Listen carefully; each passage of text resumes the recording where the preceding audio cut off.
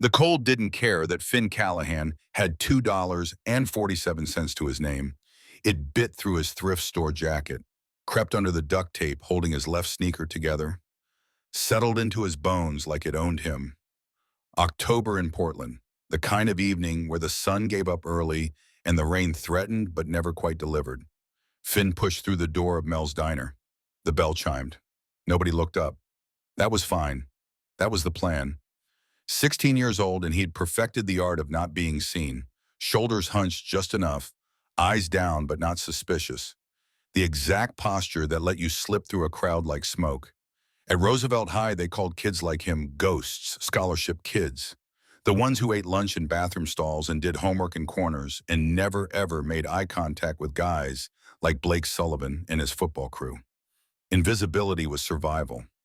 Finn had learned that lesson the hard way.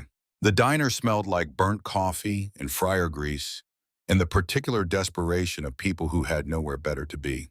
Finn's booth was waiting, corner seat, back to the wall, emergency exit 6 feet away. Old habits from a childhood spent calculating escape routes. The vinyl seat was ripped. Springs poked through. Nobody else wanted it. Perfect. Finn ordered the same thing he always ordered. Small fries, $2.47 with tax. The waitress, Carol, knew him by now. Brought the fries without asking. Brought a water cup he'd fill with Sprite when she wasn't looking. She knew about that too. Never said a word. Small kindnesses. They mattered. Finn spread his calculus homework across the table. Mrs. Patterson had assigned 20 problems. He'd do 40. Anything to avoid going home to the one-bedroom apartment where Nana Bridget waited, where the heat got shut off every other month, where eviction notices piled up like autumn leaves. Home could wait. He was 3 problems in when the girl walked through the door. Finn noticed her the way he noticed everything. Peripheral vision. Survival instinct. She'd been coming to Mel's for 2 weeks now. Always alone. Always the booth by the front window. Always with a textbook that looked too advanced for someone their age. She was beautiful in a way that made Finn's teenage brain short-circuit. Dark hair that caught the diner's fluorescent lights. Sharp cheekbones. Gray eyes that seemed to look through the world instead of at it. She wore clothes that cost more than Finn's entire wardrobe. Carried herself like someone who'd learned to be alone and made peace with it. At Roosevelt, she went by Morgan Reeves, transfer student, 3 weeks into the semester. She'd rejected every social overture. Turned down Blake Sullivan when he'd swaggered up with his Letterman jacket and his whitened teeth. Eaten lunch alone despite being the kind of pretty that usually came with an entourage. Finn understood that. Loneliness, recognized loneliness. He'd never spoken to her, never would. She existed in a different universe. One where people like Finn didn't register. Where scholarship kids with duct tape shoes were just background noise. Morgan ordered a Cobb salad, barely touched it, pulled out her calculus book. Same textbook as Finn, same assignment probably. For a moment, Finn let himself imagine walking over, offering help with problem 14, the tricky one about derivatives. Maybe she'd smile. Maybe she'd say yes. Maybe invisibility wasn't the only option. Then Blake Sullivan's voice echoed in his memory. Locker room, freshman year. The beatings that taught Finn to disappear. Stay invisible. Stay safe. Finn looked back at his homework. That's when he saw the car. Gray sedan, older model, dented rear quarter panel, tinted windows that were illegal in Oregon, but nobody enforced anymore. It crawled past the diner's front window. Slow, deliberate, too slow. Something in Finn's gut twisted. That animal part of the brain that smelled danger before conscious thought caught up. The part that had kept him alive in neighborhoods where gunshots were more common than sirens. Wrong. This was wrong. The sedan reached the corner, turned, disappeared. Finn's hands were shaking. He didn't know why. Just a car. Just someone driving too carefully. Nothing. He went back to problem 7. 5 minutes later, the sedan came back. Same slow crawl, same tinted windows. This time Finn saw the driver. Baseball cap pulled low. Sunglasses despite the fading light. Face hidden. Deliberate. The car stopped directly in front of Morgan's window. Finn's fries went cold in his mouth. No, no, no, no. The sedan idled. 30 seconds. 45. A full minute. Morgan didn't notice. She was bent over her textbook, hair falling across her face like a curtain, completely absorbed, completely vulnerable. The sedan pulled away, vanished around the corner. Finn's heart hammered against his ribs. He was being paranoid, seeing threats that weren't there. This was Portland. People drove slowly. It didn't mean anything. Problem 8. Focus on problem 8. The numbers blurred. 3 minutes later, the sedan returned. Third time, third pass, same window, same girl. This wasn't coincidence. Finn's hands went to his phone. Should he call someone, who the police, and say what a car drove past 3 times, they'd laugh. Tell him to stop wasting their time. The sedan's passenger window began to roll down. Everything slowed. Finn saw it in pieces, fractured moments. A hand emerging from the darkness inside the car. Pale skin, black sleeve, fingers wrapped around something metal. A gun, the kind of gun Finn had only seen in movies. Big, black, very real. The barrel swung toward Morgan's booth like a compass finding north. Finn's body moved before his brain gave permission. No thought, no decision. Just instinct and adrenaline and a sudden crystalline certainty that if he didn't move right now, that beautiful girl by the window was going to die. Get down. The words tore from his throat. Raw, desperate, 12 feet between his booth and hers. Finn covered it in 4 strides. His worn sneakers found purchase on the grease-slicked floor. His shoulder dropped like he was making a tackle he'd never been strong enough to make on any football field. Morgan looked up, confused. Those gray eyes finding his face. She didn't understand. How could she? She'd probably never heard a gunshot outside of movies. Never learned to recognize the shape of death. 9 feet, 6 feet, 3. The gun finished its arc. Finn could see the black circle of the muzzle now, the void at the end of the barrel. Death itself opening wide. 0. Finn hit Morgan like a freight train. His weight carried them both backward. Her chair clattered. Her textbook went flying. Finn's arms wrapped around her waist. His body twisted mid-fall. Instinct again. Making sure his back was to the window. Making sure if bullets came, and they were coming, they came through him first. They crashed to the floor in a tangle of limbs and terror. The world exploded. Boom, boom, boom, boom, boom. Not booms. Pops. Sharp cracks that Finn felt in his chest.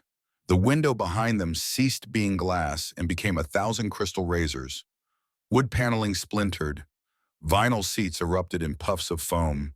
The smell of gunpowder mixed with burger grease and teenage fear. Pain blossomed across Finn's back. 2 flowers made of fire. One below his left shoulder blade. Another near his spine just above his belt line. Hot. So hot he couldn't breathe, couldn't think, couldn't do anything except hold Morgan tighter and pray that his body was enough.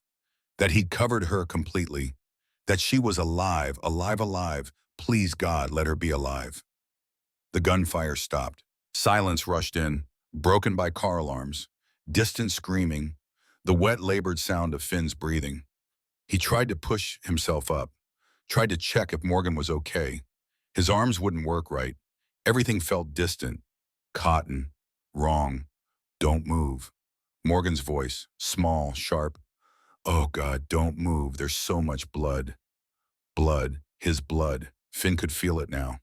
Warm and sticky, soaking through his thrift store jacket, pooling beneath them both on the checkered linoleum. Getting shot hurt. Movies didn't prepare you for how much it hurt. Am I okay? Finn mumbled. The words came out slurred. You okay? You're shot.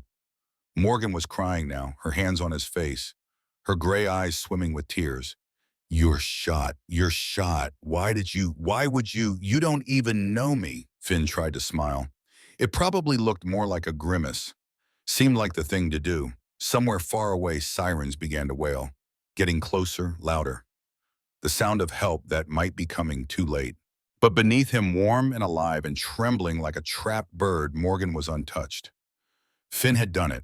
He'd saved her. Worth it, he thought, as the darkness crept in from the edges of his vision. Totally worth it. The last thing Finn saw was Morgan's face hovering above him like a moon. Beautiful and terrible and afraid. The last thing he heard was her voice cracking with emotion, forming words he couldn't quite make out over the ringing in his ears. The last thing he felt was her hand gripping his, holding on like he was the only solid thing in a world gone mad. Then the darkness swallowed him whole. Beep, beep, beep. The sound pulled Finn back from wherever he'd been, someplace dark and quiet and weirdly peaceful. The beeping was annoying, insistent, like an alarm clock he couldn't shut off. He tried to move his arm to swat at it. Pain introduced itself, sharp and immediate and absolutely not interested in being ignored. Holy Mother of God. His entire back was on fire, flames licking up his spine, across his shoulder blades. Every breath felt like someone was driving hot knives between his ribs. Finn's eyes snapped open. White ceiling, fluorescent lights, the smell of disinfectant and floor wax. A machine beside him making that goddamn beeping noise. IV line in his left arm. Hospital. Memory came flooding back. The gun, the window, Morgan's gray eyes wide with terror, the impact of bullets punching through his back, the blood, the screaming, the darkness. Easy there, son. Don't try to sit up. Finn's head whipped toward the voice. Even that small movement sent agony shooting down his neck. Sitting in a chair beside his hospital bed was a man who looked like he'd been carved from a mountain and then decorated by an angry tattoo artist. 6'4" easily, 260 pounds of muscle and scar tissue, bald head that gleamed under the fluorescent lights, beard more gray than black, shoulders that could probably support a car, arms like tree trunks covered in ink that told stories Finn couldn't read, no neck tattoos, but his forearms were sleeved in elaborate designs, Celtic knots, skulls, flames. The man wore a leather vest, a cut Finn's brain supplied from somewhere. Motorcycle club members called them cuts. This one had patches and pins and a rocker on the back that Finn could just make out. Phantom's MC. This man was in a motorcycle club, and he was sitting beside Finn's hospital bed like it was the most natural thing in the world. Who Finn's voice came out as a croak, sandpaper on concrete. The man reached for a plastic cup with a straw, held it to Finn's lips. Drink. Small sips. Finn obeyed, too confused and hurting to argue. The water was the best thing he had ever tasted. Better than anything. Better, Finn nodded. Immediately regretted the movement. The man settled back in his chair. It creaked under his weight like it was reconsidering its life choices. Name's Axel Morrison. Most folks call me Bear. I'm sergeant at arms for the Phantoms. Finn stared. Processed words that made no sense strung together. You've been out for about 14 hours. Coded once in the ambulance, but the docs got you back. 2 bullets, through and through on both. One collapsed your left lung. The other one missed your spine by about half an inch. Bear paused. Let that sink in. You got lucky, kid. Finn didn't feel lucky. He felt like he'd been hit by a truck and then backed over for good measure. Where's Morgan? Did she? She's fine. Bear's expression softened slightly. Not a scratch on her, thanks to you. Relief flooded through Finn, so intense it almost blotted out the pain. She was okay. He'd done it. She was my Nana. Finn's panic spiked. My grandmother, she'll be worried she can't afford she already taken care of. Bear interrupted. Bridget Callahan, right nice lady. Doesn't speak much English, but she hugs hard. He smiled slightly. She's been here twice. We made sure she got home safe both times. Also arranged for a nurse to check on her daily while you're laid up. Finn stared. What hospital bills too? All of it covered. Every penny. I can't. Finn's brain was trying to process this and failing. I don't have insurance. I can't pay you back. I can't. You're not paying back anything. Bear's tone broke no argument. You took bullets meant for someone precious to this club. Far as we're concerned, you're owed, not owing. Finn's head was spinning, and not just from the painkillers. I don't understand. Bear leaned forward, elbows on his knees, his expression serious. That girl you saved. Morgan, that's Jack Kane's daughter. The name meant nothing to Finn. His confusion must have shown. Jack's our VP, vice president of the Phantoms. She's club royalty. Which means the bullets you took were meant to hurt this brotherhood. I didn't know, Finn whispered. I just saw the gun. And we know you didn't know. Bear's voice was firm but not unkind. That's what makes it matter. You didn't do it for reward or recognition. You did it because it was right. That's rare, kid. That's valuable. Before Finn could respond, the hospital room door opened. A man walked in who made Bear look small, not in size, in presence. He was maybe 6'3", 240 pounds, but he radiated danger the way the sun radiated heat. Constant, inescapable, potentially lethal. His face looked like it had been broken and rebuilt several times. Nose that had clearly been on the losing end of multiple fights. Scar that ran from his left eyebrow to his jawline. More scars visible on his knuckles, on his neck. But his eyes were what held Finn frozen. Dark, intelligent. Currently examining Finn with an intensity that made him feel like an insect under a microscope.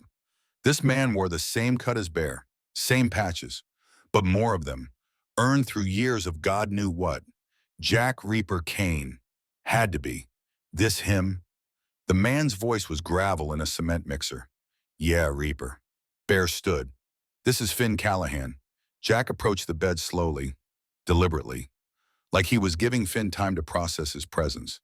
He pulled up a second chair, sat down with his elbows on his knees, mirroring Bear's earlier posture. For a long moment, he just looked at Finn, studied him, assessed him.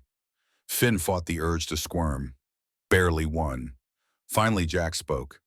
You know who I am, Morgan's father, Finn said, his voice steadier than he felt. And VP of the Phantoms. That's right.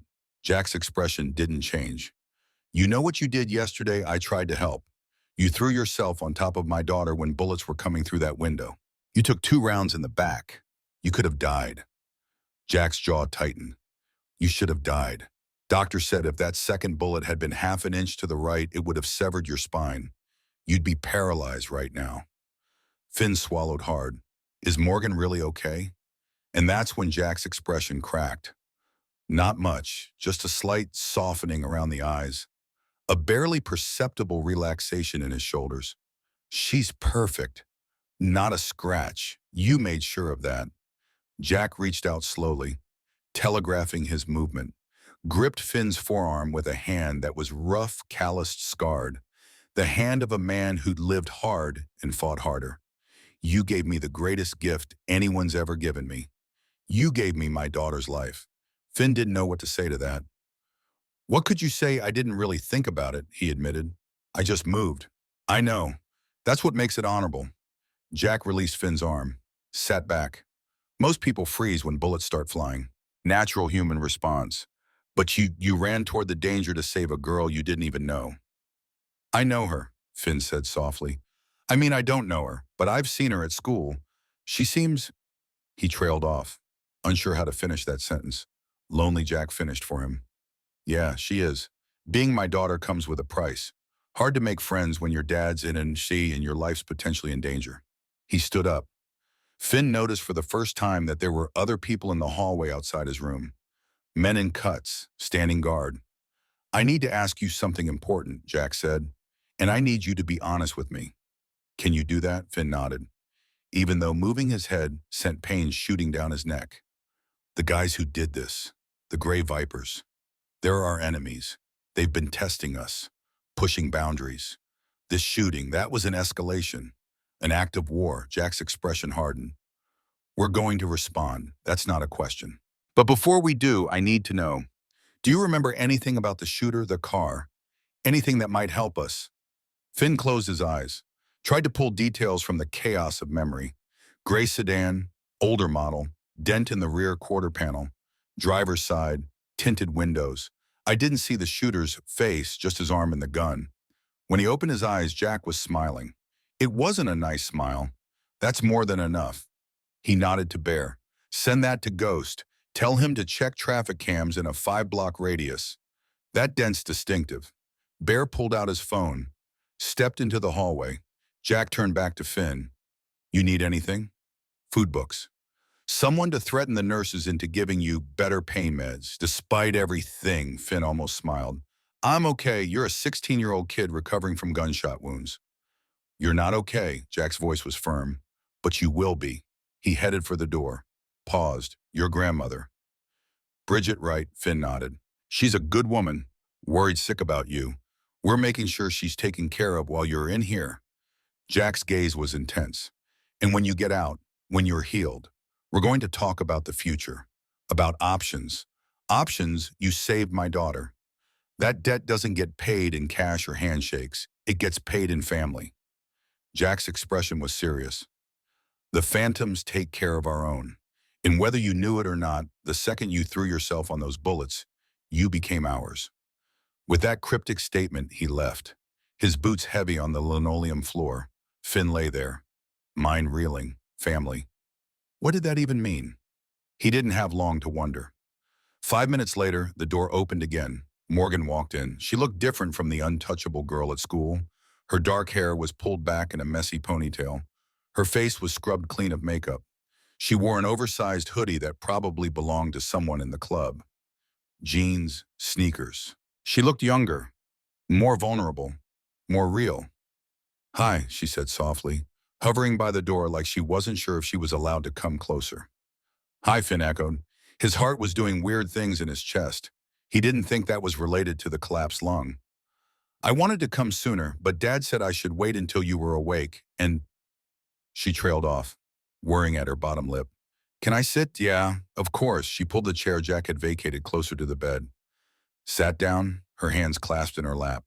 For a long moment, neither of them spoke. Finally, Morgan said, "Thank you." Finn shook his head gently, mindful of the pain. "You don't have to thank me." "Yes, I do. You saved my life. You almost died saving my life." Her eyes were bright with unshed tears. "Why did you do it?" "You don't even know me. I wanted to know you," Finn admitted before his brain could stop his mouth. "I mean, not like in a creepy way. Just you seemed interesting and I thought maybe we could be friends." A tear slipped down Morgan's cheek. "Well, we're definitely more than friends now. You can't take bullets for someone and stay at the friend level." "What level are we at then?" Morgan laughed. A wet, slightly hysterical sound. "I don't know. Bonded for life, you're stuck with me forever." She wiped at her eyes. "Dad's already decided you're family. Which fair warning means you're probably going to have bikers following you around for the foreseeable future." "They're very protective," I noticed, Finn said dryly, thinking of the guards in the hallway. "I'm sorry," Morgan said suddenly. "I'm sorry you got hurt because of me. I'm sorry my life is so complicated that people shoot at me. I'm sorry." "Stop." Finn reached out with his good arm. The one without the IV took her hand. Her skin was soft, warm, alive. "You didn't ask for those guys to shoot at you. You didn't put that gun in their hands. This isn't your fault." Morgan squeezed his hand hard, like she was trying to anchor herself to something real. "You're too nice. You know that, way too nice for this world." "Someone's got to be." They sat like that for a while, hand in hand, not speaking. Outside the window, Finn could see the sun setting, painting the sky in shades of orange and red. Another day survived, another day closer to whatever came next. His whole life had been about survival, scraping by, staying invisible, making it to tomorrow. But now, lying in this hospital bed with Morgan's hand in his and motorcycle club members guarding his door, survival felt like the smallest part of a much bigger equation. "What happens now?" he asked quietly. Morgan looked at him with those gray eyes that had haunted his thoughts at Mel's. Now you heal." She smiled, and it was equal parts promise and warning. "And then we figure out what it means to be family with the phantoms." Something told Finn his invisible days were over. Whether that was good or bad, he'd have to wait and see. Finn spent 3 more days in the hospital. 3 days of nurses checking his vitals every 4 hours. Of physical therapists helping him sit up without screaming. Of doctors poking at his wounds and making thoughtful humming noises that could mean either healing nicely or you might be in trouble. 3 days of Nana Bridget visiting every morning, clutching her rosary, weeping with relief, stroking his hair and calling him her brave, foolish boy in a mixture of English and Irish Gaelic he barely understood anymore. 3 days of Morgan visiting every afternoon, doing her homework in the chair beside his bed, occasionally reading passages aloud to him when the pain meds made him too loopy to focus on his own textbooks, and 3 days of a rotating guard of Phantoms members standing watch outside his room. It became a routine Finn almost got used to. Bear on the morning shift, quiet and steady. reading motorcycle magazines and occasionally bringing Finn contraband candy bars when the nurses weren't looking. Ghost in the afternoons, all coiled energy and dark humor, teaching Finn to play chess on a battered travel set he produced from somewhere. A man called Cage at night, silent as his namesake, radiating menace toward anyone who came near the door. On day 2, the nurses stopped questioning it. On day 3, they started bringing the guards coffee. The weirdest part, Finn felt safer than he'd ever felt in his life, even in a hospital bed, even with holes in his back and a lung that was slowly reinflating, even with the knowledge that someone had tried to kill Morgan. He felt protected. It was an alien sensation. On the morning of day 4, Dr. Margaret Walsh came in. 50s, Irish accent still thick despite 30 years in America. Kind eyes, no patience for nonsense. "You're healing well," she said. "Better than I expected, honestly. Your age helps. Young bodies bounce back faster." She checked his chart, made notes, "But you'll need physical therapy for at least 6 weeks. No heavy lifting for 3 months. And these?" She tapped the bandages on his back. "Well, they'll scar significantly." "That's okay," Finn said. He'd never been the kind of guy who worried about his appearance. And honestly, scars seemed like a fair price for Morgan's life. "You can go home this afternoon." Dr. Walsh continued, "But I want you to promise me you'll follow the PT regimen. No shortcuts, no tough guy nonsense. Your back took serious trauma. If you don't let it heal properly, you could have problems for life, I promise." She studied him for a moment, then glanced at the door where Bear was currently taking up most of the frame. "Your friends have been very attentive." "Yeah," Finn said, not sure how else to respond. "They paid your entire hospital bill." Dr. Walsh's expression was carefully neutral. "In cash. That doesn't happen often." "They're grateful." She made a final note on her tablet. "Well, grateful or not, make sure they understand that you're not invincible. You survived because you got lucky." Next time, she shook her head. "Try not to get shot, Mr. Callahan. I'll do my best." After she left, Bear stepped into the room, grinning. "Heard the good news. You're sprung." "Guess so. Reaper wants to see you before you go." "You up for a visit or you need more rest?" Finn's pulse kicked up a notch.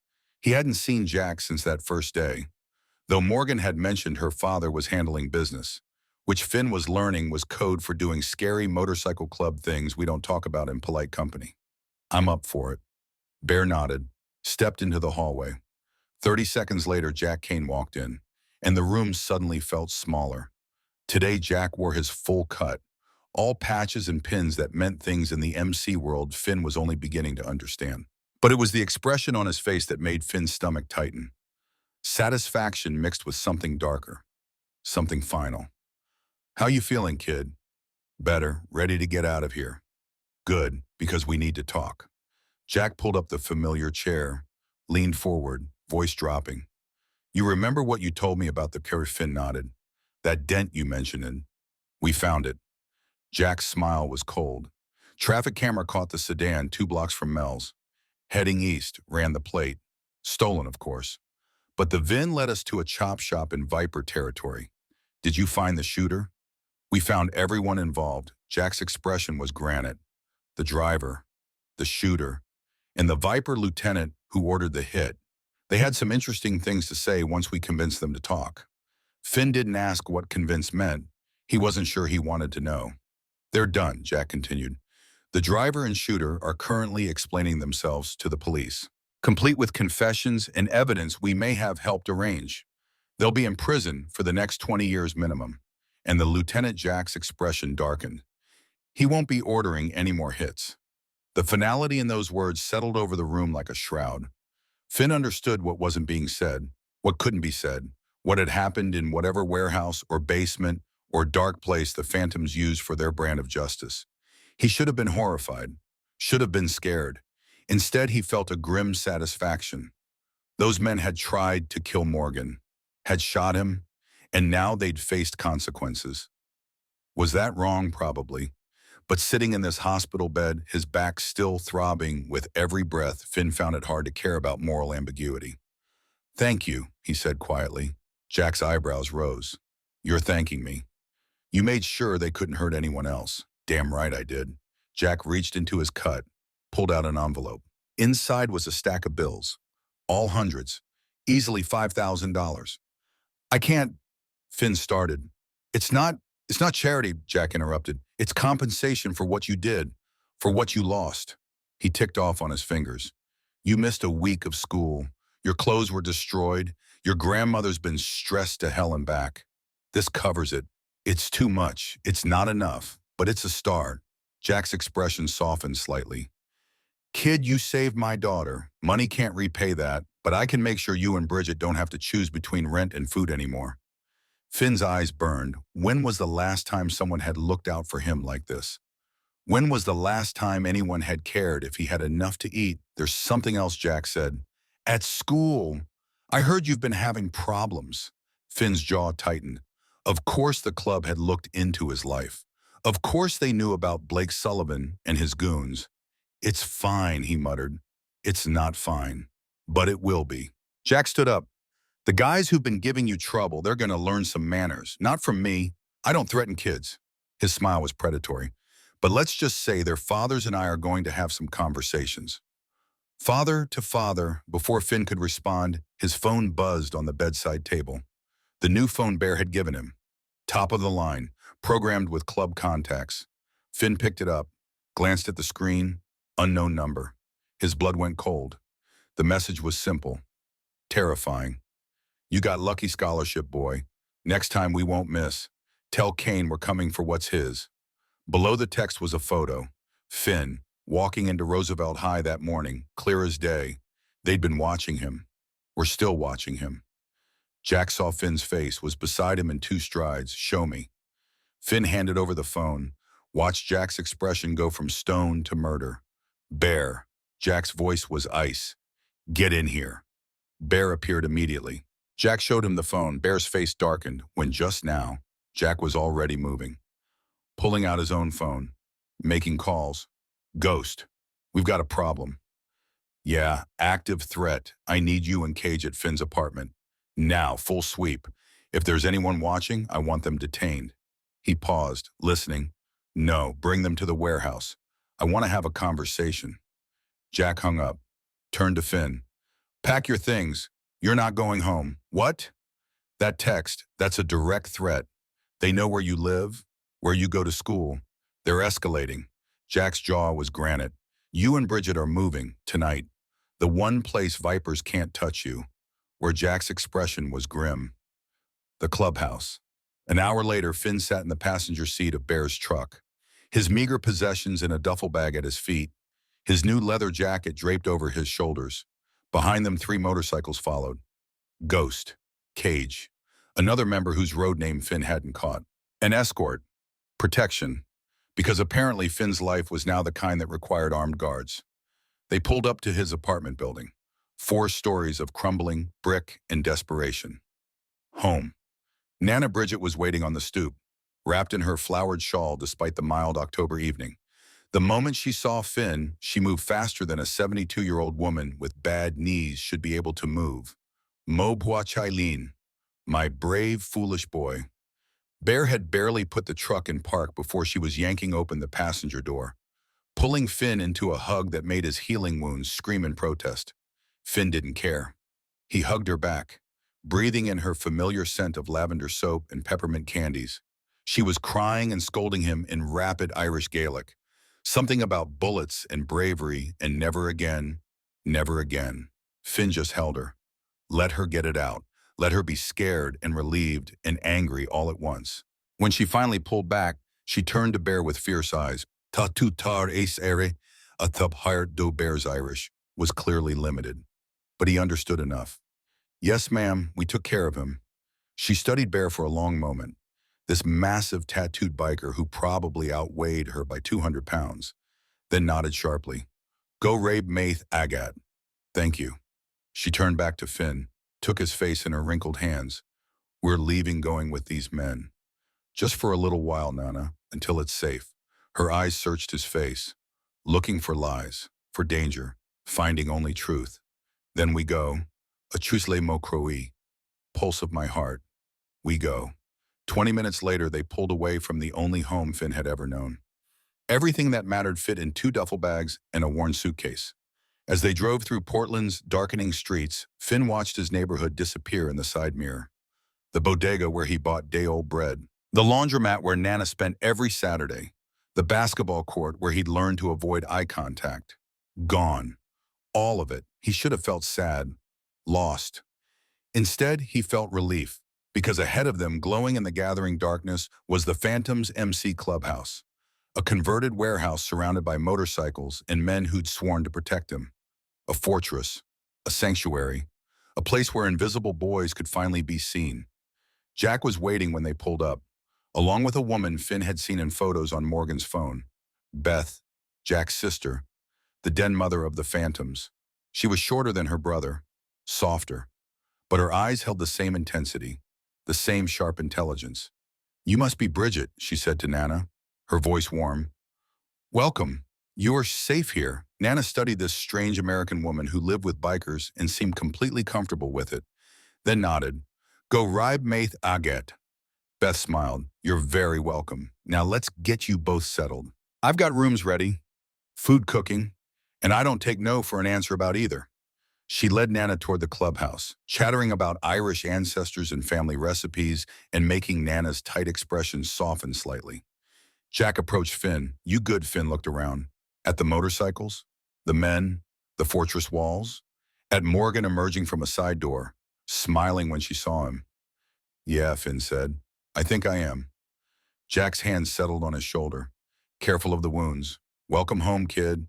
And standing there in the fading October light, surrounded by leather and chrome and fierce loyalty, Finn Callahan felt something he'd never felt before. He felt like he belonged. His invisible days were over.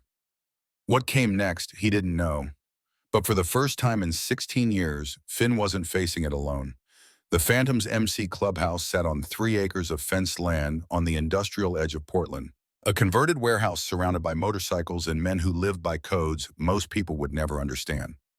Finn stood in the doorway of his new room, guest quarters on the second floor. Clean, simple. A bed that wasn't his, a desk he'd never used, a window that looked out over the compound yard where 40 motorcycles gleamed under security lights. Safe. That's what Jack had said. "You're safe here." Finn wanted to believe him. It had been 2 days since the hospital. 2 days since that text message had turned his world upside down. 2 days of living behind fortress walls while the gray vipers prowled somewhere outside. His back still ached, the wounds healing slowly. Physical therapy twice a day with a woman named Sarah who had zero sympathy for teenage boys who thought they were tougher than they were. "Breathe through it," she'd say, while Finn gritted his teeth against pain that felt like someone driving nails into his spine. "You want to heal, right? Then do the work." He did the work, because Morgan was watching, and Nana was watching, and somewhere in the compound Jack Kane was planning something that Finn suspected would end with blood and consequences. The Phantoms took care of their own. Finn was learning what that meant. Breakfast at the clubhouse was chaos. 30 people crammed around a table built for 20. Old ladies' wives and girlfriends of patched members serving eggs and bacon and hash browns that could feed an army. Kids running between chairs. Men in leather cuts arguing good-naturedly about carburetors and compression ratios. Family. Loud, messy, overwhelming family. Finn sat between Nana and Morgan, trying to make himself small out of habit, trying to be invisible in a place where invisible didn't exist. "You gonna eat those?" Bear pointed at Finn's untouched bacon. Finn pushed his plate toward the mountain of a man. "Not hungry. You need to eat, kid." Bear's voice was gruff but not unkind. "Can't heal on an empty stomach." Across the table, Morgan caught Finn's eye, smiled slightly. She understood. This world was a lot to process. Nana Bridget had adapted faster than Finn expected. She'd spent the previous evening in the kitchen with Beth and 2 other old ladies swapping recipes and stories in a mixture of English and Irish that somehow everyone understood. Good people, she'd told Finn before bed. Strange, but good. After breakfast, Ghost appeared at Finn's elbow. "School run in 20. You ready?" "Do I have a choice?" Ghost's smile was sharp. "Nope." The armored SUV was black and anonymous. Bulletproof glass, run-flat tires. The kind of vehicle that screamed, "We're expecting trouble." Ghost drove. Finn sat passenger, Morgan in the back. They pulled up to Roosevelt High at 7:45. 15 minutes before first period, the entire student parking lot went silent. Finn climbed out, his new leather jacket settling against his shoulders. The Phantom's logo visible on the inside lining if you knew where to look. Ghost stood beside the SUV, arms crossed, scanning the crowd with eyes that missed nothing. Every head turned, every single head. Melissa Park's jaw dropped. Kevin Tran literally stopped mid-step. Blake Sullivan and his football crew froze like deer in headlights. Finn Callahan, the invisible boy, the scholarship kid, walking into school flanked by a 6'2" enforcer from a motorcycle club. Not invisible anymore. Morgan appeared at his side, took his hand without hesitation. Ready, not even a little bit. She squeezed his fingers. Too bad, let's go. They walked through the front entrance, hand in hand, Ghost following 3 paces behind like a well-dressed bodyguard. The hallway parted for them, students pressing against lockers, whispering, staring. Finn felt every eye, every judgment, every question. 2 weeks ago, he would have died from this attention. Would have crawled into the nearest bathroom and hidden until everyone forgot he existed. But 2 weeks ago, he hadn't taken bullets for a girl, hadn't been adopted by a motorcycle club, hadn't learned that sometimes being seen was better than being safe. Blake Sullivan approached, cautiously, like Finn might explode. Hey, Callahan. Finn stopped, felt Morgan tense beside him. Ghost shifted his weight slightly. Blake swallowed hard. I heard what you did. At the diner, saving her. He jerked his chin toward Morgan. That's really brave, man. Okay, Finn said, wary, and I wanted to say, Blake ran a hand through his perfectly styled hair. I'm sorry for being a dick for the past 2 years, for all of it. His eyes flicked to Ghost, then back to Finn. My dad had a conversation with some people about how I've been treating you, and he made it very clear that needs to stop.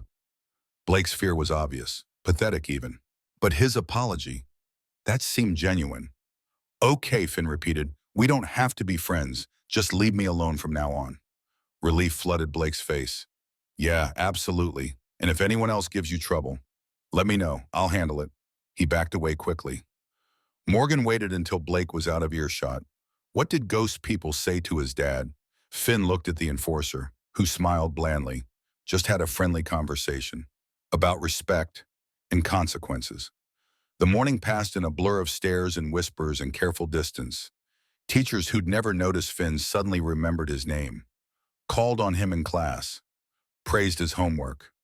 Students who'd looked through him for years now nodded in hallways, made space at lunch tables, treated him like he mattered.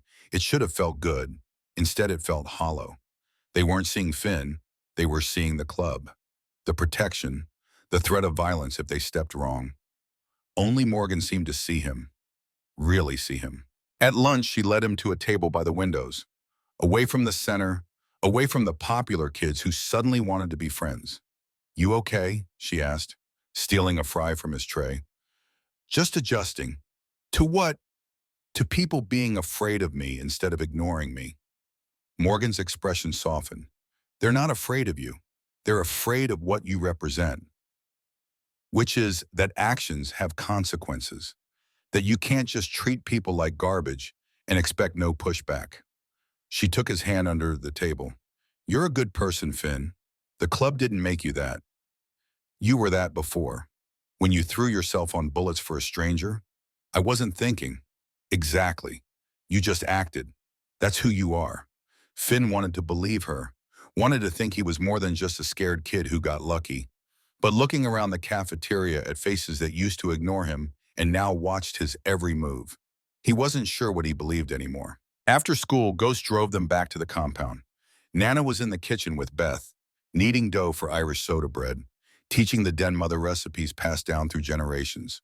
She smiled when she saw Finn, kissed his forehead, asked about his day in Irish Gaelic that he barely understood but responded to anyway. Good Nana. It was good. Morgan disappeared upstairs to her apartment. Homework to finish. Calls to make. Finn wandered out to the garage bay. Bear was there, elbows deep in a motorcycle engine. Grease streaked across his bald head. You know anything about bikes? Bear asked without looking up. Not really. Want to learn? Finn hesitated, then nodded. Yeah, I do. Bear grinned. Grab that socket wrench. I'll show you. They worked in companionable silence. Bear explaining. Finn listening, learning about compression and timing and the particular music a well-tuned engine made. It was peaceful, meditative almost. You're good with your hands, Bear observed, watching Finn remove a carburetor. Steady, careful. My Nana taught me to sew, to cook. She said useful skills matter more than fancy degrees. Smart woman. Bear wiped his hands on a rag. You thinking about what comes next? After high school, Finn shrugged. College maybe, if I can afford it, if I can get scholarships. Reaper mentioned you're smart. Straight A's. Teachers love you. Used to ignore me. Now they love me. Because they see you now, Bear said. Nothing wrong with that. He turned back to the motorcycle. Clubs got programs for kids who want to go to college. Scholarships, internships. You don't have to figure it out alone. Finn absorbed that, added it to the growing list of things the Phantoms had done for him. Why, he asked quietly. Why do all this? I'm not family. Not really. Bear's expression was serious. You bled for one of ours. Far as this club's concerned, that makes you blood. Doesn't matter if you ever wear a patch. You're family. He paused. And family takes care of family. That's the code. That evening, Morgan found Finn on the roof. It had become their spot. The flat section above the clubhouse where you could see Portland's skyline glowing in the distance. She sat beside him, close enough that their shoulders touched. Below them, the compound was alive. Brothers working on bikes, old ladies hanging laundry, kids playing in the yard. Community, real and solid and safe. Tell me something, Morgan said, something nobody else knows. Finn thought about it. I used to count steps. From my apartment to school, exactly 1,237 steps. If I took the same route every day. Same steps, same timing, I felt safe. He laughed bitterly. How messed up is that? Not messed up. Morgan's voice was soft. Just survival. We all have our methods. What's yours? I count exits. Every room I enter, every building, every situation. I know where the doors are, where the windows are, how fast I could run if I needed to. She picked at a thread on her jeans. Dad thinks I don't notice. But I do, the way he positions himself between me and danger, the way he scans crowds, the way he never fully relaxes. He's trying to protect you. I know, and I love him for it, but sometimes, she trailed off, sometimes what? Sometimes I want to just be a normal girl, with normal problems, who doesn't need armed escorts to go to school. Finn took her hand. If you were normal, you wouldn't be sitting here with me. Morgan smiled. True. Normal girls probably have better taste. They sat in comfortable silence, watching the sun paint the sky in shades of orange and purple. My mom died when I was 8, Morgan said suddenly. Cancer, leukemia. It took 2 years, I'm sorry. Dad threw himself into the club. It was either that or fall apart completely. And I learned to take care of myself. Raised by aunts who meant well but didn't really know what to do with a grieving kid. Her voice was steady, controlled. Years of practice holding emotion at bay. I've been lonely my whole life, surrounded by people but always alone. She turned to face Finn. And then you. You didn't know me, didn't owe me anything, but you saw danger and you moved. No hesitation, just pure instinct to protect. Her gray eyes were wet. Nobody's ever done that for me before. Finn's throat was tight. I'd do it again, 100 times over. I know, that terrifies me. Because I'm falling in love with you, and I don't know how to protect you the way you protected me. The words hung between them, raw, honest, terrifying. Finn leaned forward, kissed her gently, tasting salt from her tears and something sweet underneath. When they pulled apart, Morgan was smiling. So, we're doing this. Yeah, Finn smiled back. I think we are. Below them, the compound lights flickered on, marking the boundary between safe and dangerous, between family and enemy, and somewhere beyond those walls, the gray vipers were planning, waiting, preparing to strike again. But up here on the roof with Morgan's hand in his and the future spreading out like the Portland skyline, Finn felt something close to hope. 3 weeks into living at the compound, Jack called Finn into his office. The VP's workspace was exactly what Finn expected. Sparse, functional, a desk covered in paperwork, filing cabinets, a gun safe in the corner that Finn tried not to look at. Jack sat behind the desk. Ghost leaned against the wall. Both men serious. "Close the door," Jack said. Finn obeyed, sat in the offered chair, tried not to let nerves show. "We found them," Jack said without preamble. "The guys who shot you," Finn's heart rate kicked up, "were Viper's safe house on the east side. Been watching it for 2 weeks. Confirmed IDs on the shooter and driver." Jack slid photographs across the desk. Two men, tattoos, hard faces, the kind of people who hurt others for money. "These are the ones who tried to kill my daughter. Who put bullets in your back? What are you going to do?" "That depends." Jack leaned back in his chair. "What do you want us to do?" The question caught Finn off guard. "What, you're part of this now. Your blood spilled. Your choice matters." Finn looked at the photos, at the men who tried to murder Morgan, who changed his life forever. "I want them to face consequences," he said carefully. "But legal consequences, police, court, prison." Jack's expression was unreadable. "That's one option.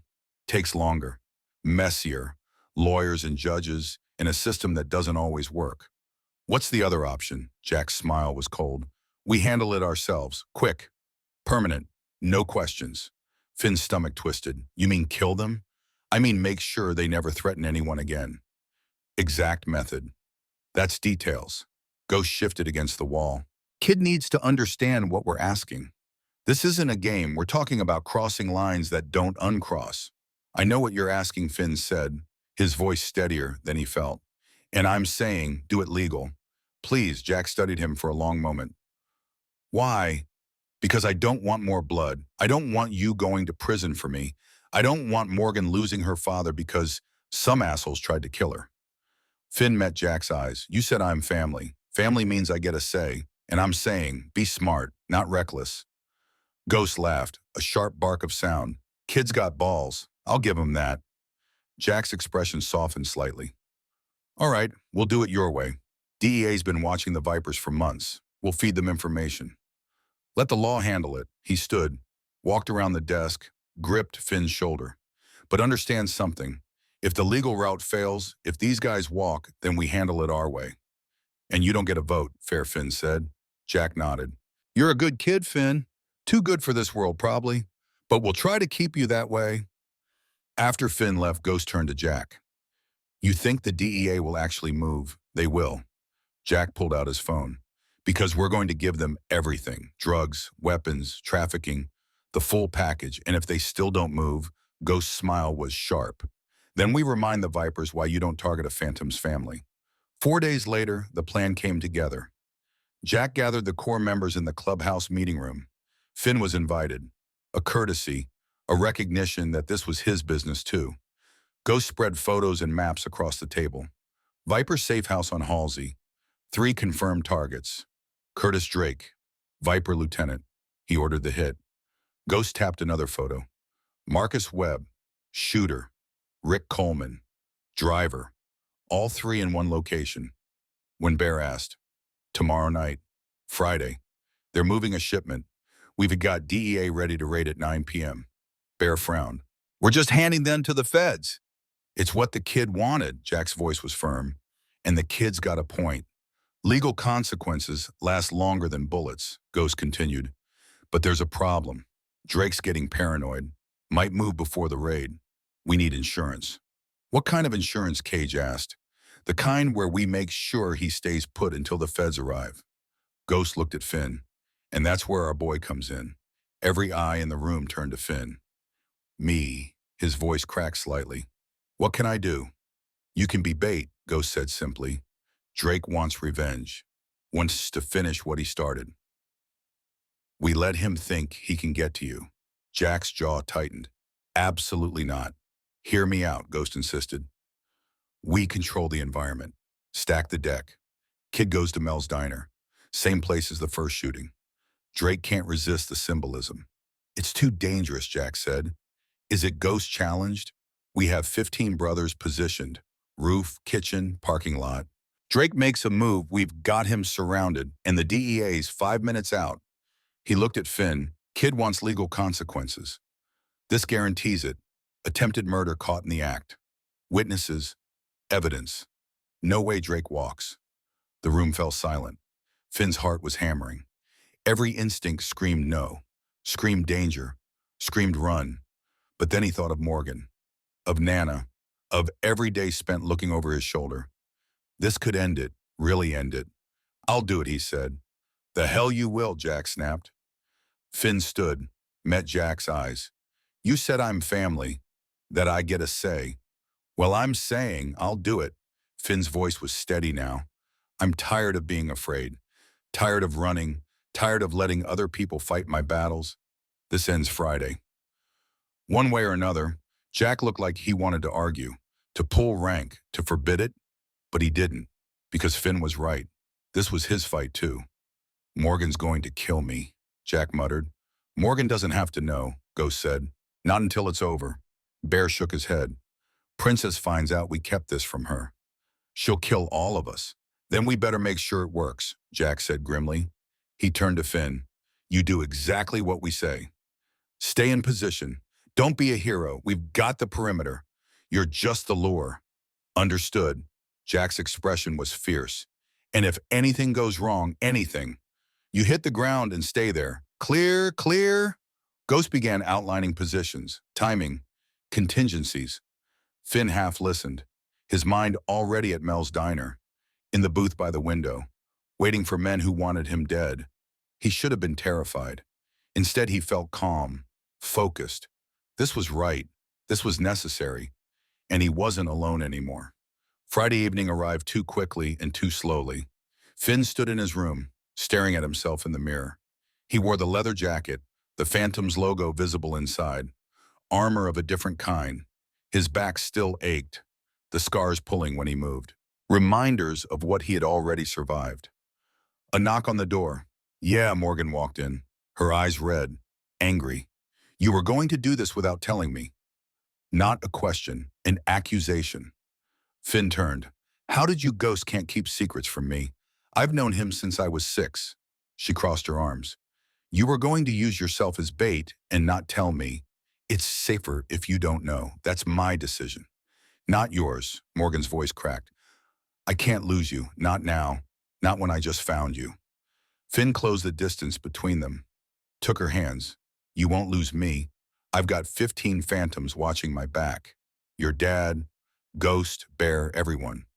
What if it goes wrong, then I hit the ground and stay there? Like Jack said. He kissed her forehead. This ends tonight, Morgan, one way or another, and then we get to be normal, or as normal as we'll ever be. She pulled back, studied his face. You're not scared, I'm terrified, but I'm doing it anyway. Why? Because you taught me that being seen is better than being safe, and I'm done hiding. Morgan kissed him, hard, desperate, like she was trying to memorize the taste of him. When she pulled away, her eyes were fierce. You come back to me. You hear me, Finn Callahan. You come back. I promise. Mel's diner looked exactly the same. Same neon sign, same cracked vinyl booths, same smell of burnt coffee and old grease. But the window had been replaced. New glass, clean, no bullet holes. Finn walked through the door at 7 p.m. The bell chimed. Carol looked up from behind the counter. Her face went pale. Finn, honey, should you be here? Just wanted some fries, Finn said, trying to sound casual. Same booth, okay. She hesitated, then nodded. Sure, sweetheart. Coming right up. Finn sat in the booth by the window, back to the glass, exactly where he'd been sitting when the world exploded. His phone buzzed. Text from Ghost. In position. You're covered. Stay calm. Finn ordered his fries, 247. Some things never changed. Outside the sun set. Portland's streetlights flickered on. Cars passed. Normal. Peaceful. Finn's hands shook slightly. He pressed them flat against the table.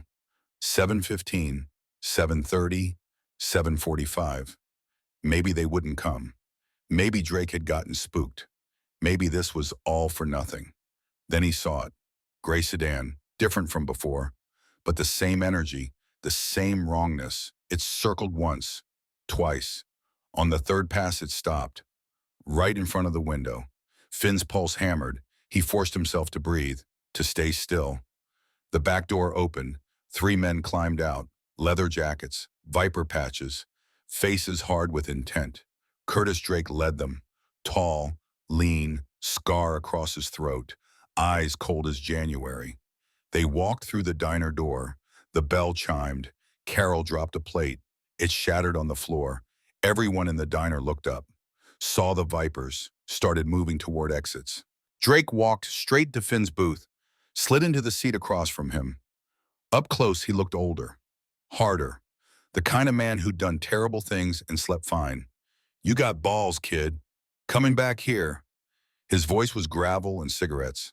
Finn met his eyes, refused to look away. "You missed. Bad aim." Drake's smile was cold.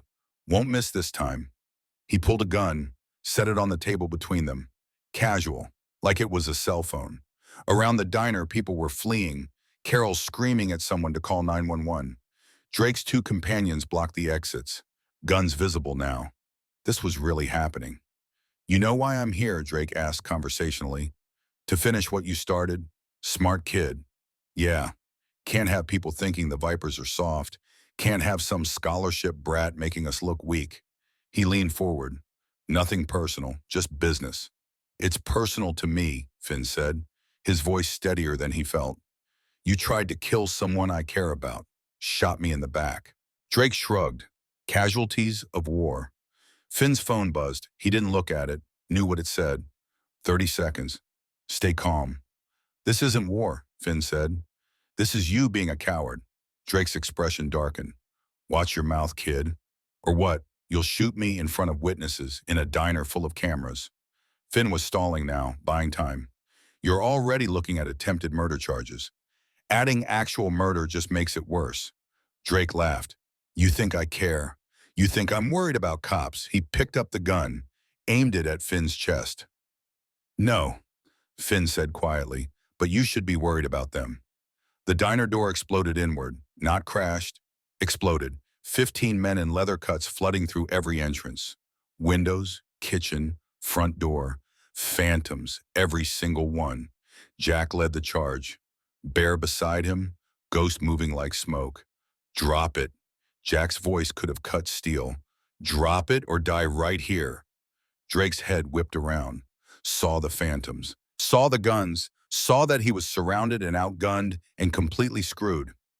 His 2 companions froze, hands going up, weapons clattering to the floor. But Drake kept his gun trained on Finn. "I'll kill him. One move and I pull this trigger." "Then you die," Bear said from Drake's left. "Simple, final. Worth it," Drake spat. "Worth it to take Kane's little pet project with me." Jack stepped closer, hands visible, empty. "You won't pull that trigger," he said calmly. You know why Drake's gun hand trembled slightly? Why, because you're a survivor, always have been. You know when you were beaten. Jack's voice was reasonable, almost gentle. You pull that trigger, you die in the next second. Bear puts 3 rounds in your skull before you hit the ground. Is killing a kid worth dying for? Drake's eyes flicked to Bear, to the massive enforcer whose gun was absolutely aimed at his head. The gun wavered. Police sirens wailed in the distance. "Getting closer." "That's the DEA," Ghost said.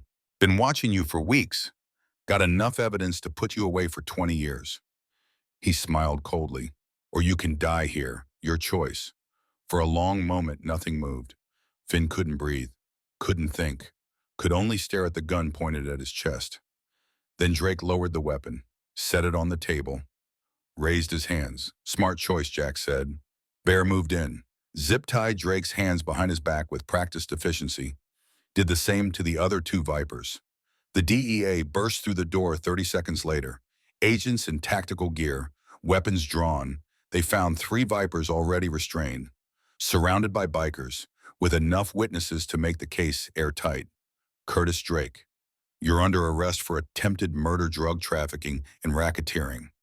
They hauled Drake to his feet, read him his rights. As they led him past Finn's booth, Drake stopped. met Finn's eyes. You got lucky twice, kid. There won't be a third time. Won't need one, Finn said. You'll be in prison for the next 20 years. Drake's smile was poison.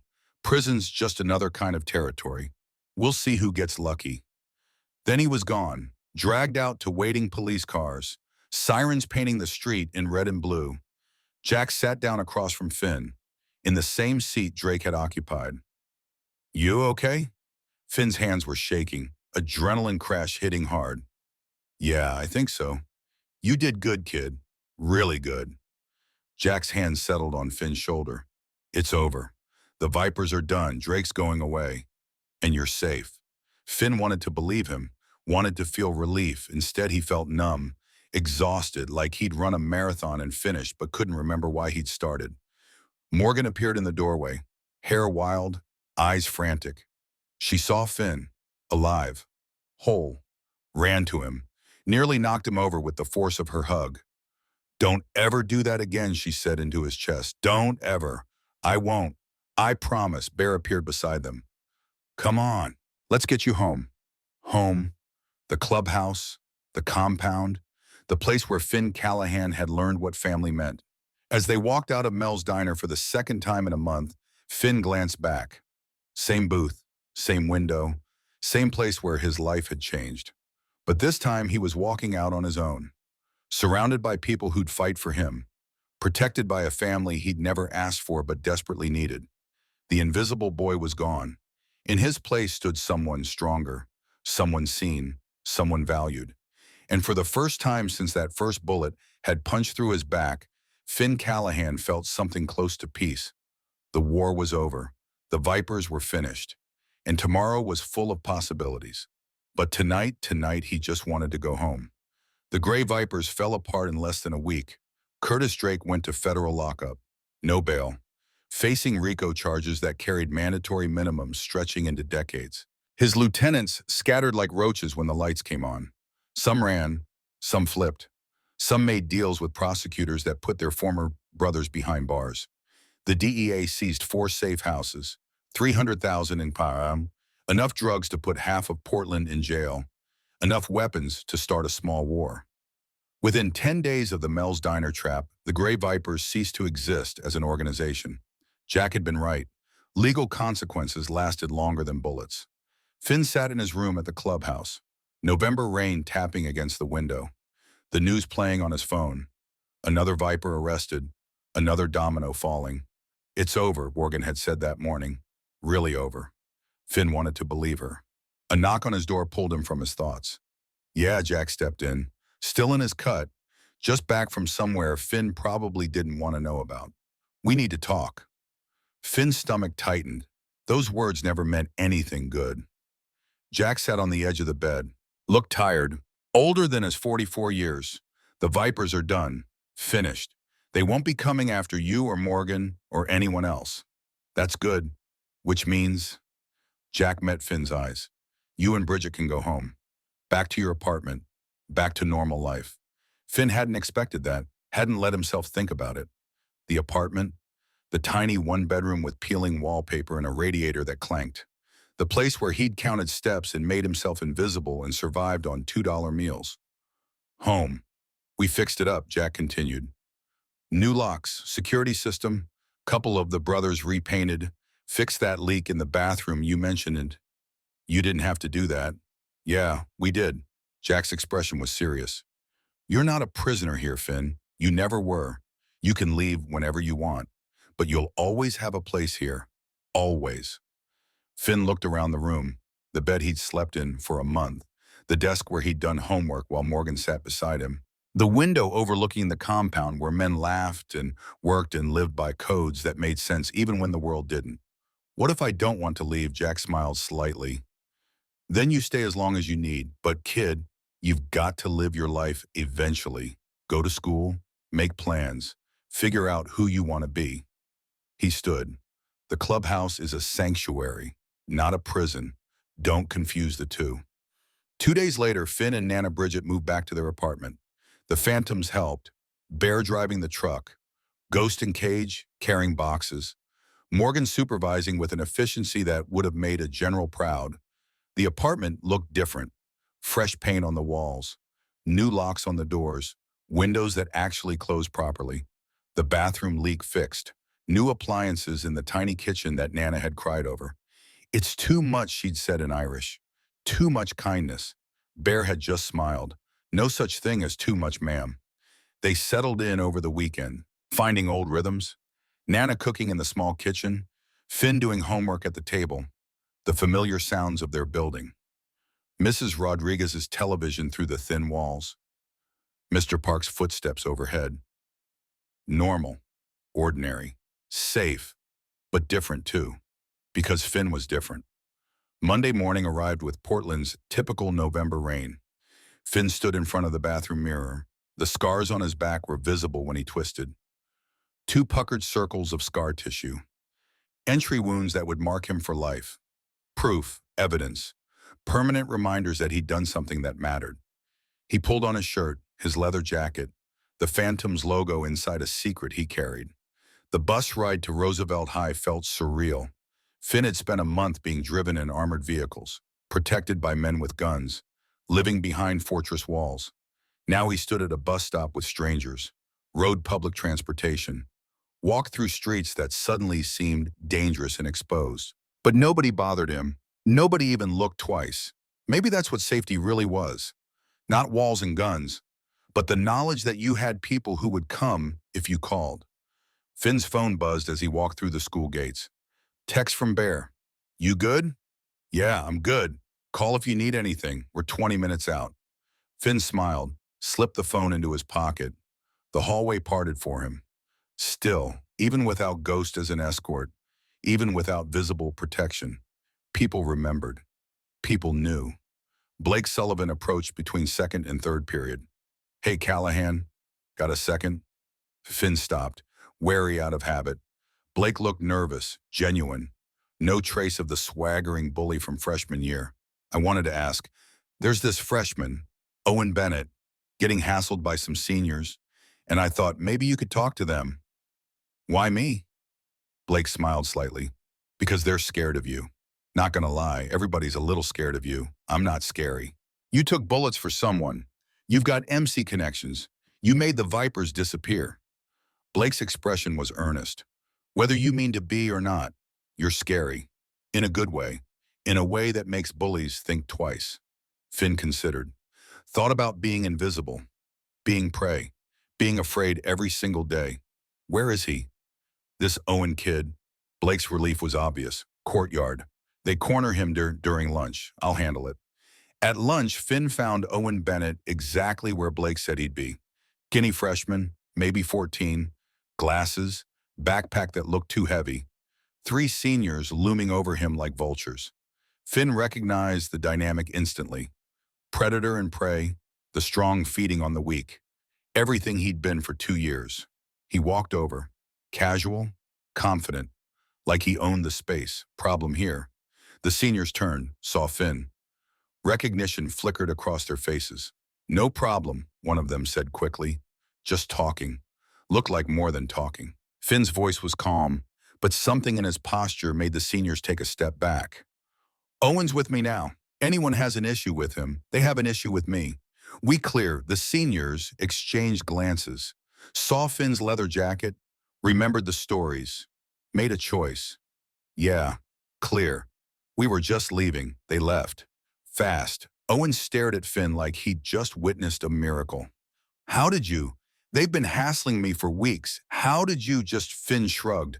Sometimes bullies need to know there's consequences. Come on, eat lunch with me and my girlfriend.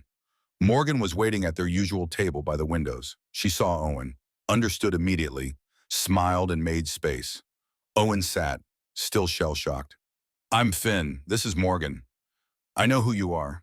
Owen's voice was quiet. Everyone knows who you are. You're the guy who saved her, who got shot. Finn exchanged a look with Morgan. That's one version, yeah. Are you really? Owen hesitated.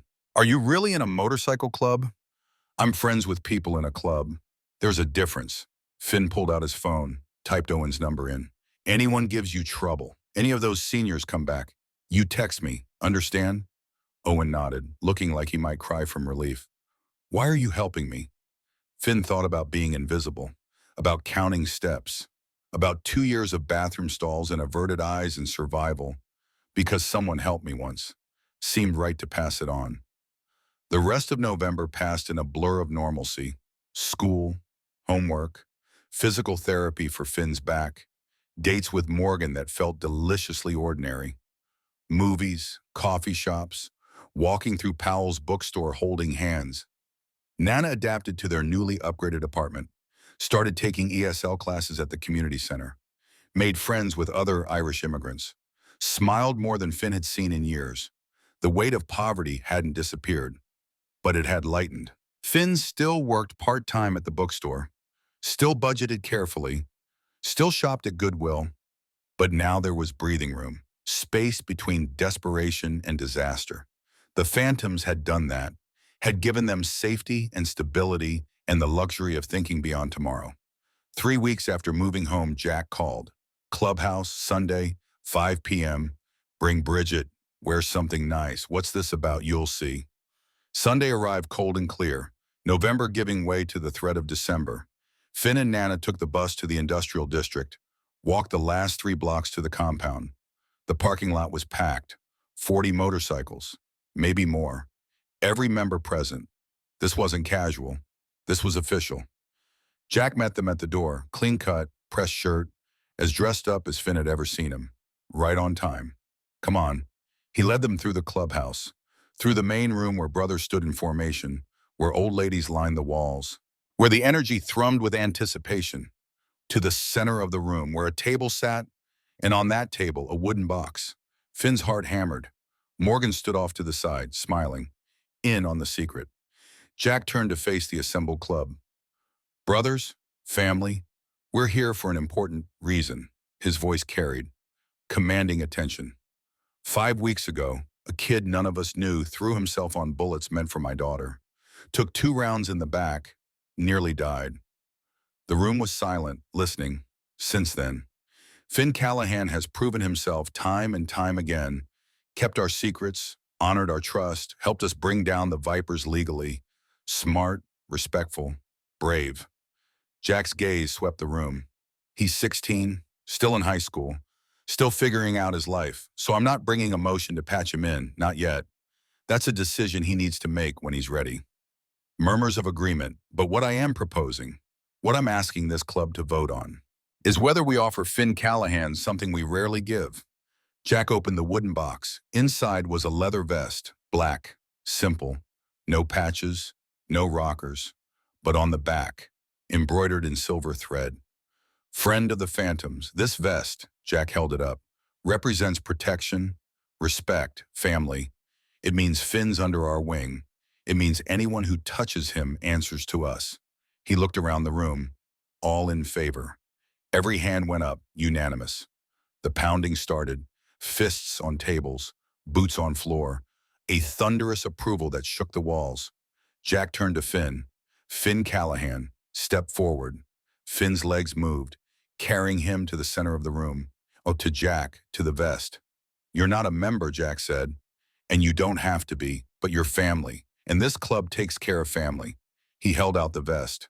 Will you accept this? Will you wear it with honor? Finn's throat was too tight for words.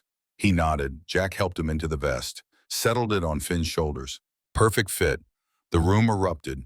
Cheers, shouts, brothers surging forward to pound Finn's back, to shake his hand, to welcome him. Bear's hug nearly cracked ribs. Ghost's rare smile. Cage's gruff nod of approval. Nana Bridget was crying. Happy tears. Proud tears. Morgan pushed through the crowd, wrapped her arms around Finn. Looks good on you, she whispered. Finn couldn't speak, could only hold her, could only absorb the moment. Speech, someone shouted. New family gives a speech. The room quieted, expectant. Finn took a breath, found his voice. I don't have much to say. I'm not good at speeches. A few chuckles. But I want you to know, before all this, before that day at Mel's, I was nobody, invisible, scared of everything. His voice steadied, and then I saw danger, saw Morgan, and I just moved, didn't think, just acted. He looked around the room. You could have ignored me after, could have paid the hospital bills and walked away. But you didn't. You brought me in, protected my Nana, gave us safety, gave us family. Finn's hand touched the vest. I don't know what the future holds. Don't know if I'll ever earn a patch, but I know this. I'll wear this vest with honor. I'll protect this family the way you protected me. He met Jack's eyes. Thank you, all of you, for seeing me when I was invisible. The room erupted again. Standing ovation. Brothers who'd lived hard lives and seen terrible things. All of them moved by a 16-year-old boy's honesty. Jack pulled Finn aside after the ceremony. After the congratulations and backslapping, after Nana had been hugged by every old lady present, got something else to discuss. Private. They walked to Jack's office, closed the door. Sit. Finn sat, still wearing the vest, still processing. Jack leaned against his desk. You're turning 17 next month. Yeah, which means in a year, you'll be 18, legal adult, able to make your own choices. Finn waited, sensing something important coming. When you're 18, if you want, you can prospect for the club, earn your patch, become a full phantom. Jack's expression was serious. But here's the thing. I don't want you to say yes. What you're smart, Finn, straight A's, teachers love you. You've got a shot at college, scholarships, a career, a clean life. Jack's voice was firm. MC life is hard, dangerous. You've seen pieces of it, but there's more. Violence, federal investigations, prison time, brothers dying young. He met Finn's eyes. I want better for you than I had. Better than this. Finn absorbed that, the weight of it. What if MC life is what I want? Then the doors open, Jack said simply.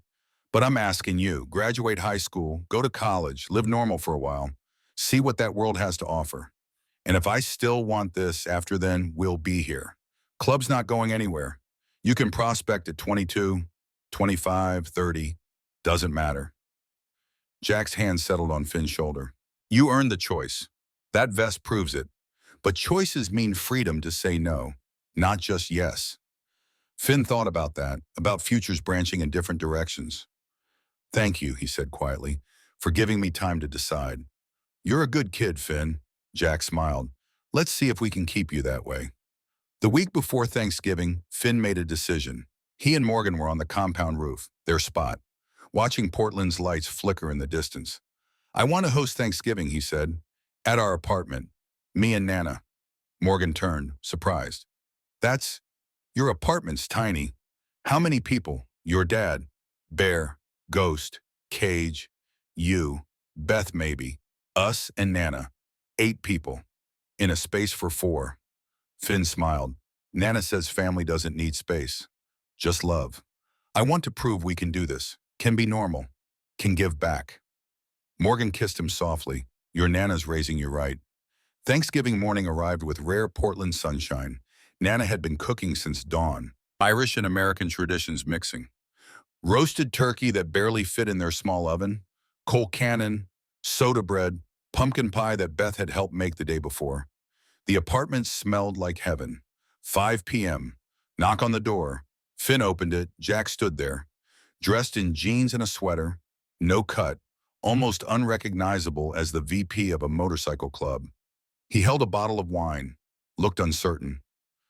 This okay, I wasn't sure what to bring. It's perfect, come in. Bear arrived next, then Ghost, then Cage, then Beth and Morgan together. 8 people crammed into a living room built for 4, sitting on the couch, on folding chairs, on the floor, cozy, chaotic, perfect. Nana served food, piling plates high, scolding anyone who didn't take seconds.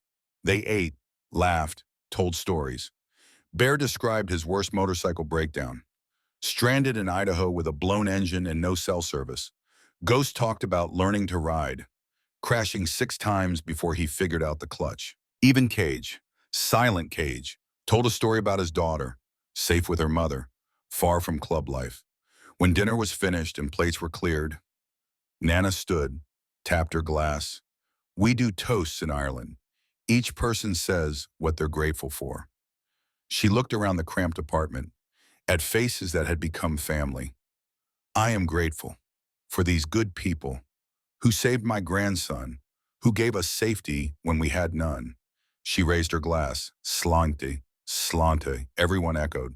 Drinking, Jack went next. I'm grateful. For a kid brave enough to throw himself on bullets, smart enough to ask for legal justice, and humble enough to know he doesn't have all the answers. He looked at Finn. You taught this old dog new tricks. Thank you. Bear, Ghost, Cage, Beth, each offering gratitude, each acknowledging what they'd gained from knowing Finn. Then Morgan stood. I'm grateful. For the boy who said, get down and change my life, who showed me that bravery isn't about being fearless. It's about being scared and acting anyway. She took Finn's hand. I love you. I'm grateful for you. Every day. Finally, Finn stood. I'm grateful for family, the one Nana gave me by blood, and the one you gave me by choice. He looked around the room, at faces that had become as familiar as his own reflection. I was invisible my whole life, and you saw me, really saw me. Not what I could do for you, just me boy. His voice cracked slightly. So thank you for this, for everything. They drank, together, family in the truest sense, outside. Portland settled into evening, rain starting to fall, the city moving on like it always did. But in that tiny apartment, 8 people sat, full and warm and grateful, and Finn Callahan, once invisible, now seen, now valued, now loved, felt something he'd never felt before. He felt home. Monday after Thanksgiving, Finn walked into Roosevelt High wearing his vest, the Phantom's logo visible on the back, friend of the club embroidered in silver. Every head turned, every single one. But this time, Finn didn't shrink, didn't try to make himself small. He walked tall, confident, owning the space he occupied. Morgan met him at his locker, kissed him in front of everyone. Showing off, she teased, just being visible, between third and fourth period. Finn saw them, 3 seniors, cornering Owen Bennett by the bathrooms, shoving him, knocking books from his hands. The same seniors from before. Apparently they'd forgotten the warning. Finn walked over, calm, deliberate, thought we had an understanding. The seniors spun, saw Finn, saw the vest, one of them. Tyler Brooks, captain of the wrestling team, tried to salvage his pride. This doesn't concern you, Callahan. Finn stepped closer, not aggressive, but absolutely unyielding. Yeah, it does. Owen's under my protection, which means you're done here. Tyler's face reddened. You think that vest makes you tough? You're still just a scholarship kid. Finn smiled, cold. You're right, I am a scholarship kid who took bullets for someone, who's got 40 bikers on speed dial, who's personally responsible for putting a gang in federal prison. He leaned in, voice dropping. Want to test what that vest means? Go ahead, put hands on Owen, see what happens next. Tyler hesitated, looked at his friends, saw no support there. Whatever, he's not worth it. They left, fast. Owen scrambled to collect his books, hands shaking. Thank you, Thank you. Finn helped gather the scattered papers. Those guys bother you again. You call me immediately. Don't wait, don't try to handle it yourself, Owen nodded. Grateful, overwhelmed, why do you keep helping me? Finn thought about that, about being invisible, about Morgan sitting in a window, about choices that defined who you became. Because someone has to, because being strong means protecting people who can't protect themselves. He handed Owen the last book. You're not alone. Remember that. As Owen walked away, Morgan appeared at Finn's side. You're doing it again. Doing what protecting people, she smiled. Saving them, just paying it forward. Morgan took his hand. You know what you are? You're a guardian. That's your thing. Finn considered that. Guardian, protector, someone who stood between danger and the innocent. Yeah, maybe I am. They walked to class together, hand in hand, visible and unafraid, and behind them, Owen Bennett walked a little taller, a little safer, because someone had seen him, someone had cared. The cycle continued. 6 months later, April sunshine turned Portland green. Finn stood at his locker, junior year almost over, college applications submitted. Portland State accepted him with a partial scholarship. The Phantoms offered to cover the rest. His phone buzzed. Unknown number. Finn almost ignored it. Spam, probably. but something made him look. A text message. Desperate. Scared. Help. Wrong number, maybe. Heard you help people. Boyfriend won't stop hitting me. Scared. Don't know who else to ask. Please. Below it. An address. East Portland. Bad neighborhood. Finn stared at the screen, hard hammering. He could ignore this, could delete it, could pass it to the police. Or he called Jack. 2 rings. Finn, what's up? Got a situation. Girl in trouble. Domestic violence. Texted me asking for help. Silence on the other end. Then, send me the address. I'll grab Bear. Meet you there in 20. Finn texted the location, then found Morgan between classes. Got to go. Emergency. Her face shifted. Worried. Understanding. Be careful. Always. He kissed her. Quick. Then headed for the parking lot. Ghost was already there, leaning against his truck like he'd known this was coming. Heard you got a damsel in distress. Something like that. Ghost tossed Finn the keys. You drive. I'll navigate. They pulled up to the address 30 minutes later. Run-down apartment complex. Broken windows. The smell of desperation and defeat. Jack's motorcycle was already there. Bear's truck beside it. Finn climbed out, wearing his vest, carrying the weight of what he'd become. Guardian, protector, someone who showed up when it mattered. Jack emerged from the building, a young woman beside him, maybe 22, bruised face, scared eyes, but alive, safe. Boyfriend's in custody, Jack said. Called it in, cops are handling it. He looked at Finn. She asked for you specifically. Said she'd heard stories about a kid who helps people. Finn approached the woman. You're safe now, I promise. She nodded, started crying, relief and trauma mixing. Bear gently guided her to his truck, would drive her to a shelter, to safety, to a future that didn't include fists. Jack and Finn stood in the parking lot, watching. You know what you are, Jack said quietly. You're exactly what this club needs. Exactly what the world needs. What's that? Someone who gives a damn. Someone who acts. Someone who makes invisible people feel seen. He clapped Finn's shoulder. Morgan calls you the Guardian. She's right. That's who you are. Finn looked at the apartment complex, at broken windows, hiding broken lives, at a world full of people who needed someone to see them. Then that's who I'll be. They rode back to the clubhouse, sun setting over Portland, painting the sky in shades of orange and gold. Morgan was waiting, ran to Finn the moment he arrived, held him tight. You okay? Yeah, we got there in time. She pulled back, studied his face. You're going to keep doing this, aren't you? Helping people, long as they keep asking. Morgan smiled, fierce, proud. Then I'm coming with you. Someone has to watch your back. Finn kissed her, tasting sunshine and certainty. Deal. That evening, the compound was alive.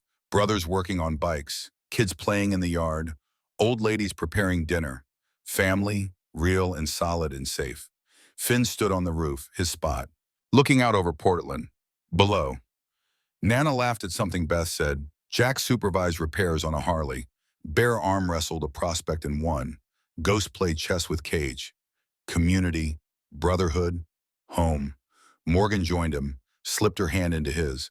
What are you thinking about the future? College. What comes next? And I think I can do both.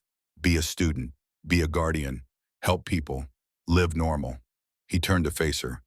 I think I can be me. Just a better version, one who's not afraid to be seen. Morgan leaned her head on his shoulder. You were always that version. You just needed to realize it. They stood together, watching the sun disappear, watching Portland's lights flicker on, and in Finn's pocket, his phone buzzed. Another message, another plea for help. He didn't check it yet. Would later. Would respond, would show up, because that's what guardians did. They protected. They served. They stood between danger and the innocent. Some heroes wore capes, some wore badges. Some wore leather vests with silver embroidery. All of them showed up when it mattered. Finn Callahan, once invisible, now unforgettable. Guardian, protector, friend. He'd found his calling, his purpose, his place in the world, and he was just getting started. Below. Jack looked up, saw Finn on the roof, raised a hand. Finn waved back. Family, by blood and by choice. The Phantoms had given him everything: safety, belonging, worth. Now it was his turn to give back, to pay it forward, to make sure other invisible people got seen, one rescue at a time, one text message at a time, one moment of bravery at a time. The future stretched out, bright with possibility, and Finn Callahan, guardian, was ready for whatever came next. The invisible boy was gone forever. In his place stood someone stronger, someone seen, someone who mattered, someone who would spend the rest of his life making sure others knew they mattered too. The sun set completely, stars emerging in Portland's sky, and on the roof of the Phantoms clubhouse, two teenagers held hands and dreamed of tomorrow, because tomorrow was full of people who needed help, who needed protection, who needed someone to say, "Get down and mean it," in Finn Callahan. He'd be there, always.